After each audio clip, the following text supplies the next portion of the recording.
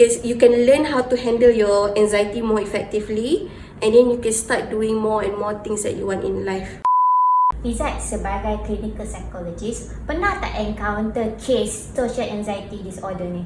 Okay, pernah, of course, pernah. Pernah juga baca case study orang. So ada case di mana seseorang ni dia mengalami anxiety dalam keadaan even to do something yang rutin harian. Okay. Contohnya nak buang sampah dekat luar, nak pergi beli grocery shopping. Dia boleh buat, tapi dia akan merasakan anxiety yang sangat tinggi bila dia buat benda ni. Dia macam nak lari terus lah. Yes, kalau boleh cepat-cepat nak settlekan benda tu, lepas tu dia just nak balik rumah.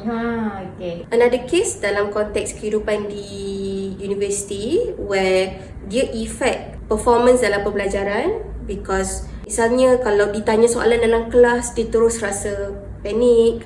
Ada pernah anxiety yang berlaku, you rasa takut untuk order makanan pun dekat tempat public, because you takut orang you buat silap ke ataupun orang akan judge you. So you can see that in these cases dia jadi gangguan because their life tu memang constricted tau.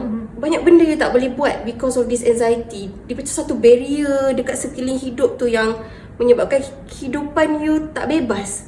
So alhamdulillah lah, after treatment ada yang memang menunjukkan perubahan yang signifikan, yang memang the social anxiety doesn't control this person life anymore. Okay, wow. Dia start boleh buat macam-macam benda yang dia nak. Dapat melakukan rutin harian. Betul, dapat lakukan rutin harian. Anxiety dia ada tapi dah kurang banyak. Meaning macam boleh manage lagi lah. Yeah, so it's manageable. So through treatment actually you can learn how to handle your anxiety more effectively, and then you can start doing more and more things that you want in life.